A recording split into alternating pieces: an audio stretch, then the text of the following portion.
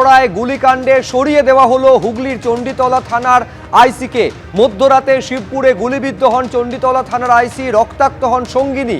প্রত্যক্ষদর্শীর অভিযোগের ভিত্তিতে শিবপুর থানায় এফআইআর রুজু করা হয়। এখন সবথেকে বড় যে প্রশ্ন, সিসিটিভি থেকে সামনে আসে যে হুগলির চণ্ডীতলা থানার আইসি, হুগলি জেলার যিনি কর্মরত, তিনি হাওড়ায় হঠাৎ এলেন কি কারণে মধ্যরাতে তিনি এলেন, কে বা কারা গুলি চালালো, এই গুলি কোন আগ্নেয়াস্ত্র থেকে চলেছিল, এই সমস্ত প্রশ্নের যখন উত্তর খোঁজার চেষ্টা করছে পুলিশ, তারই মধ্যে খবর পাওয়া যাচ্ছে তাকে সরিয়ে দেওয়া হয়েছে।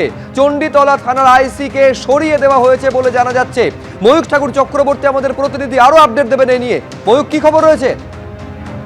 দেখো শুভ্রজিৎ, এই চণ্ডীতলা থানার আইসি তিনি গতকাল রাতে গুলিবিদ্ধ হন এবং তারপর এই মুহূর্তে শিবপুরের একটা বেসরকারি হাসপাতালে তিনি চিকিৎসাধীন। আজকে তার স্টেটমেন্ট পুলিশ রেকর্ড করেছে এবং ওখানকার এক প্রত্যক্ষদর্শী কমপ্লেন অনুযায়ী একটা এফআইআরও পুলিশ আধিকারিকরা করেছেন গ্রিভিয়ার ফায়ার, যেটা অজ্ঞাত পরিচয় ব্যক্তিদের বিরুদ্ধে হয়েছে।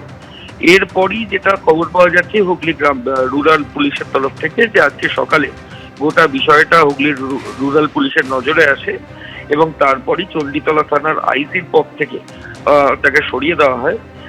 ওই চণ্ডীতলার যিনি সার্কেল ইন্সপেক্টর আছেন, তিনি এরপর থেকে চণ্ডীতলা থানার আইসির দায়িত্বে আসবেন, এমনটাই হুগলির রুরাল পুলিশের তরফ থেকে করা হয়েছে। এছাড়াও যেটা বলা হচ্ছে যে একজন অ্যাডিশনাল এসপি যিনি হুগলির রুরালে আছেন, সেই অ্যাডিশনাল এসপি নেতৃত্ব দেবেন একটা ফ্যাক্ট ফাইন্ডিং টিমের, যে টিমটাও জেলা পুলিশের তরফ থেকে গঠন করা হয়েছে অ্যাডিশনাল এসপির নেতৃত্বে। এই ফ্যাক্ট ফাইন্ডিং টিম কিছুদিনের মধ্যে হুগলি রুরালে যিনি এসপি রয়েছেন তাকে রিপোর্ট দেবেন সংশ্লিষ্ট বিষয়। সুব্রত, বেশ। নিজের গাড়ির পাশেই গুলিবিদ্ধ অবস্থায় মাটিতে লুটিয়ে পড়লেন থানার আইসি, চণ্ডীতলা থানার আইসি জয়ন্ত পাল। হাওড়ায় তার ব্যক্তিগত কাজে এসেছিলেন এমনটাই জানা যাচ্ছে।